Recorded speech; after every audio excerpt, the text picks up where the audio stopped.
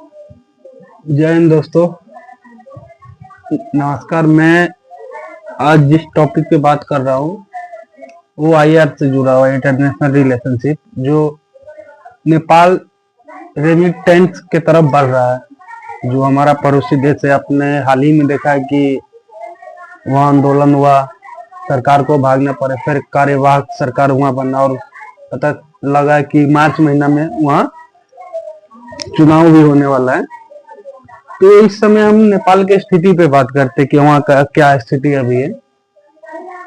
तो अगर जैसे कि हम नेपाल के स्थिति का बात करें तो लगभग 7.5% ऐसे आदमी है नेपाल का जो देश से बाहर काम कर रहा है, वो अपने देश से बाहर काम कर रहा है।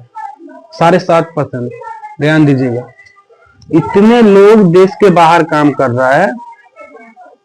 और ये सब जो काम कर रहा है कोई प्रोफेशनल काम नहीं कर रहा है, छोटे मोटे काम जैसे हुआ, बहुत खराब बुनियादी ढांचे वाला काम कर रहा है। और वो पैसा वहां पे अपना कमा रहा है और उसके बाद वो अपना देश भेज रहा है।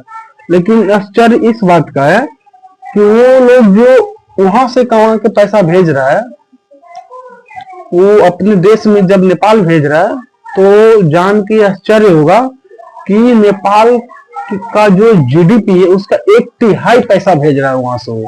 आप समझ सकते हैं कि जीडीपी का 1/3 हिस्सा 7.5% जो आदमी देश के बाहर काम कर रहा है वो इतना भेज रहा है।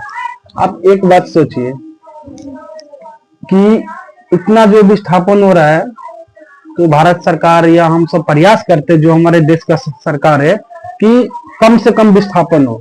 और जो भारत का जो अधिक विस्थापन है वो कोई खराब बुनियादी ढांचे में नहीं है, कुछ हो सकता है, लेकिन भारत को जो है बहुत अच्छे पोस्ट पे है दूसरे देश में जाकर के।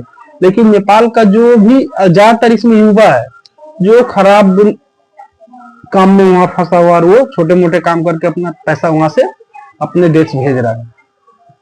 तो यहाँ समझना पड़ेगा कि नेपाल सरकार आखिरकार विस्थापन को रोकने के लिए कदम क्यों नहीं उठा रहे। इसका पहला कारण यही है क्योंकि 1/3 जीडीपी का पैसा 7.5% जो बाहर रह रहे देश के बाहर, वो कमा कर भेज रहा है। इसीलिए नेपाल सरकार विस्थापन के लिए ज्यादा कदम नहीं उठा रहा है।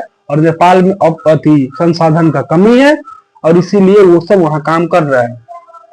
और नेपाल सरकार ज्यादा इस पे फोकस नहीं कर रहा है, क्योंकि अगर विस्थापन को रोकेगा तो कहीं ना कहीं नेपाल का जो जीडीपी है वो कहीं ना कहीं गिरेगा। क्योंकि 1/3 अगर सिर्फ 7% आदमी लेकर के आ रहा है, समझ सकते हैं ना। यही कारण है कि नेपाल में कितना बार देखे कि वहां पे युद्ध हो रहा है तो भारत सरकार तो देश से मंगा रहा है अपने लोगों को, लेकिन नेपाल सरकार उसमें उतना रुचि नहीं दिखा रहा है। क्यों? इसका मुख्य कारण क्या है? बस 1/3 जीडीपी का पैसा बाहर से 7.5% लोग लेके आ रहा है। धन्यवाद।